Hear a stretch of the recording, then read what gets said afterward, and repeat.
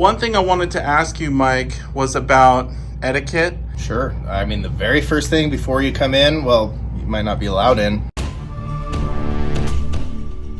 Buy your gold and silver online from SD Bullion. New customers get gold or silver at spot by visiting sdbullion.com/new. Hey, what's up, Mike? Hey, what's up, Silver Dragons? Welcome back. Yes, good to see ya. Likewise, thanks. And good to see Tank as well. What's up, boy? Hey, do you want a treat? Tank. Oh, he wants definitely. Do you want a treat? Oh, yeah. I'm your best friend now. Is that good? Is that good? What a cutie. That's your guard dog, right? Yeah, he's a YouTube star now. He's the star of the show. Hey, so let's take a look at some of the stuff you got in the case here. Yeah, I think we got some different stuff from last time you were here. We got the Portland, as always. Yeah, those are super cool. You got the Those poured. are pretty popular, yeah. What's up with these like high relief ones? Can we take a look at one of These are those? super cool. I had to order them when I saw them from the Argentia Goddess Mara. Whoa, look at that. Super high relief. And that's a winged unicorn. That's crazy. I actually like the shape of them. They're not like just a regular bar. Yeah, I think there's some other companies that's kind of like a raw look. That is so sick. This design to me almost looks like a thumbprint. You know, just... Yeah, that's cool. You got the reverse proof. Looks like gold buffalo. Yeah, this is actually my favorite of all the gold coins. Really? Yeah, I mean, it just really pops. Pretty spendy, but it's not bullion. Yeah, it's more for collecting, but I mean that is just gorgeous. Yeah. The proofs are nice, but just that reverse proof really pops. Yeah, I love coming in here and seeing the variety of things you have. Man, you got copper, you got the gold backs.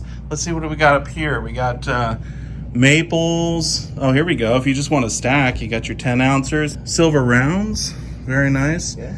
And we got to take a little peek at the gold section too. What's up with this like 5-pack? I mean, I don't know that I've ever seen one of those before. You know, to be honest, I think this is like one of those special products that some companies were using as marketing. So they were the only distributor of these, and I don't remember the company exactly, but I'm pretty sure they had these minted, so they were the exclusive distributor. Oh, okay. So it's just like a one-off type thing. Kind of. It's not a standard Canadian mint product. They're 5/10 ounce. I'm really surprised it's still here, to be honest with you.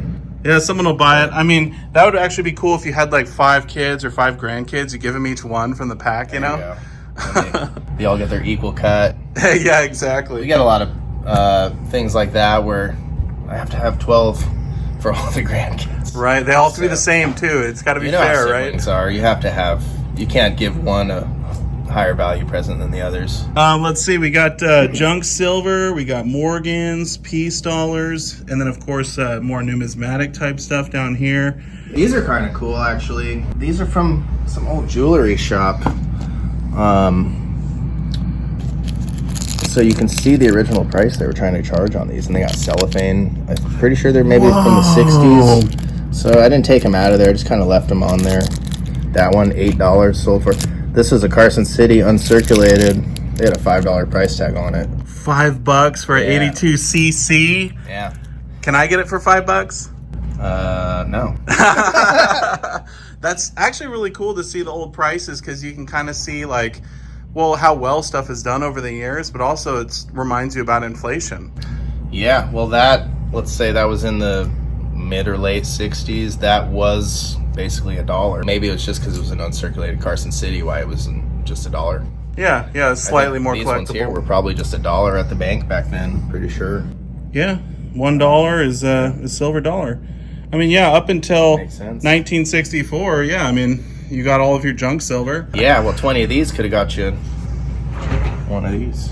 That's right. Yeah, and then you can see right at the bottom, $20 right there. Well, $20, but that's back when 20 bought you something. Yeah, back when it actually meant something, right? Now it's like almost $2,000. Yeah. Depending on the grade, it could be more, especially if it's collectible. Well, just the gold is 19 something. Yeah, really close to 2,000. Yeah. One thing I wanted to ask you, Mike, was about etiquette. I know there's a lot of new people moving into silver and gold. Maybe they haven't been to a lot of coin shops before. What's kind of like a tip before they even come into the coin shop? Sure. I mean, the very first thing before you come in, well, you might not be allowed in, you got to take your mask off. Right. that's just common sense. I think you're walking into a gold store. They sell high value stuff. You don't want a masked person coming into your gold store. The main thing we would like to see from the customers would be, mutual respect of letting me know that you're not malicious intent. You're not wearing a hood and sunglasses. Your hands aren't in your pockets, because you walk into a place that's selling gold. I mean, I know, shocker, there's dishonest people in the world. So you show up at the coin shop or you got your hands behind your back. Regardless of what you're wearing or how you look, what are your hands doing? Yeah, it looks a little sketch. Well, and the other customers too want to feel comfortable, right? It's not just about you guys. So, That's true, yeah. You show your face, you walk normal, you show your hands. You're not holding a gun or something like that. Have you ever had that happen? I mean, I'm sure people come in with firearms, but... Yeah, one time a guy came in, he was driving a really nice car, maybe a Porsche, and he had his money in his hand, stack of cash. Yeah. And there was a gun sitting right on top of it. He was just walking in like that, because he wanted to feel safe walking. His car was parked right out front, 2 feet from the door. And he walks in and there's a gun. He's not holding it, and he's not pointing it at me, but it is pointed in my direction. Oh my goodness. You don't have the muzzle of a gun pointed in the direction of anybody. Right. Unless you're actually about to use it. That's just common sense. But you're walking into a gold store with a gun in your hand on top of your stack of cash, but still. And I could tell he wasn't trying to, brandish, or he was just carrying it from the car to here because if it made him feel safe. But he's not a good poster child for gun safety. Yeah, definitely don't point it at the coin shop owner. Don't even show it to them. I mean, you can have it. That's actually, I maybe prefer, especially my good customers, too. But you don't need to tell me, hey, look, Yeah, exactly. We want to feel comfortable. The customers want to feel comfortable. Show your hands. Don't have, even when you're looking at the displays, we get people all the time that's like, I don't really know you, and you got your hands behind your back.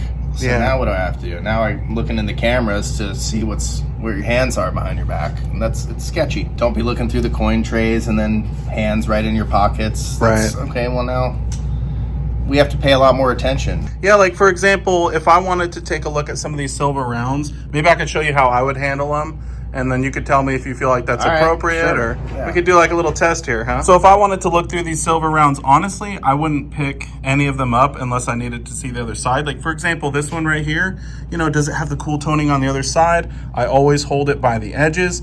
And when I'm done looking at it, I put it right back where I found it. Is that pretty reasonable? That's more than I would even expect. I mean, that's actually very thoughtful. All right. And if I wanted to purchase it, I'd say, yeah, that looks great. I would definitely love to purchase that one. And maybe I would set it to the side to, indicate that I wanted that particular coin or something. Yeah. But it's never going in my pocket.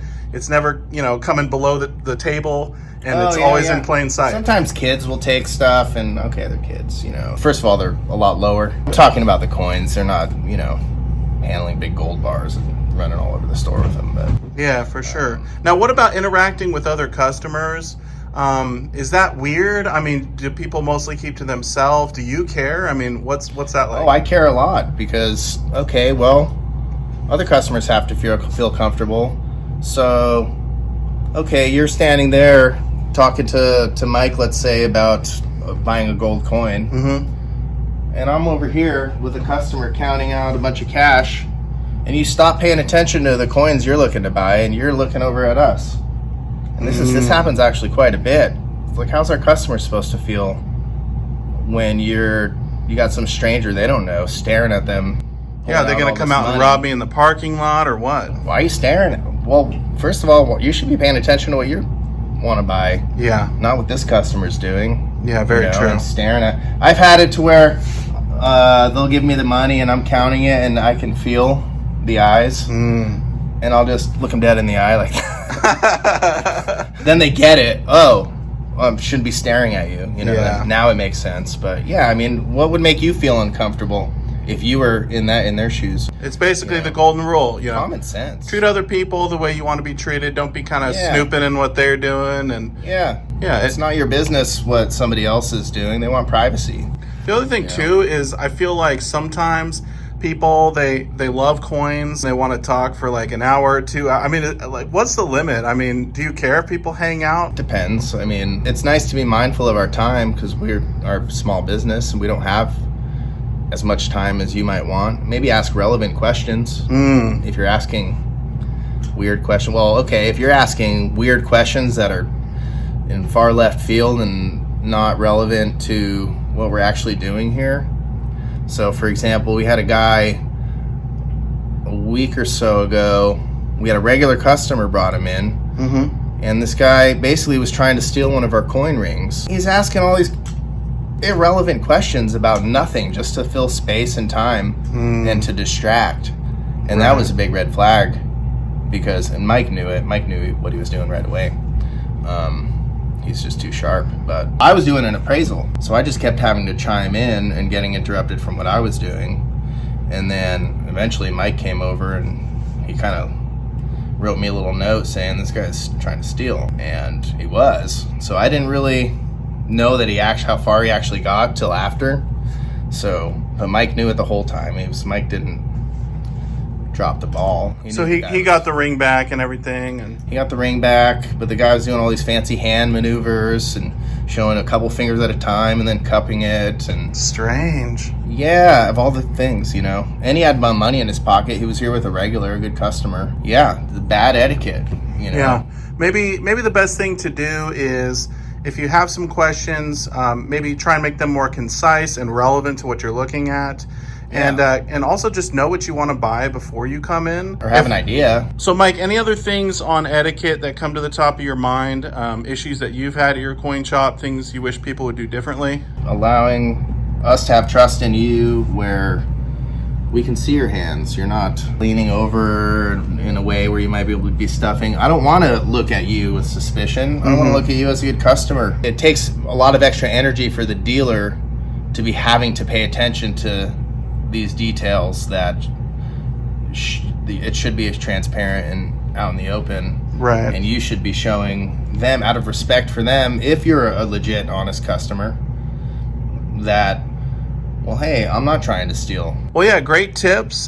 Before I leave, I have to ask you, I saw this in the case earlier, this like orange tube type thing. Can you explain what that is? Yeah, these are really cool. This is the first and second year Silver Eagle tube. So 86 and 87 came in these orange tubes. And actually, this one just came in today, actually. First year. Wow, look at that. Gorgeous. Yeah. I'm thinking I might send some in for grading. I sent a sealed tube. I got it maybe 6 months ago. I got a sealed tube just like this of 86s. And I sent that in for grading. I got, I think, 7 MS70s. Wow, nice score. 69s. It was pretty good. It paid for the grading because you kind of lose on the grading of all the other coins. And actually, these tubes themselves are collectible. Yeah, I've actually never seen them before. And I was just wondering, I was like, why is it orange? What is that even for? Yeah. I would have not known what it was. I don't know. What do you think? Cooler than the green lid? Or I kind of like the green. That suction. Yeah. I like the green personally. I'm just so used to it. But when they're packed in there, it seems like you might have to do a knuckle breaker to push them out. To get them out? I like the idea, though, of being able to open it from either side. Yeah. Because I have found with the green top, sometimes at the bottom, they're kind of hard. You got to shake it quite a bit to get them out.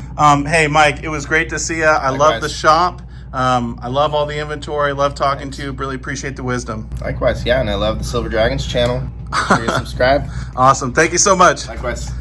See ya.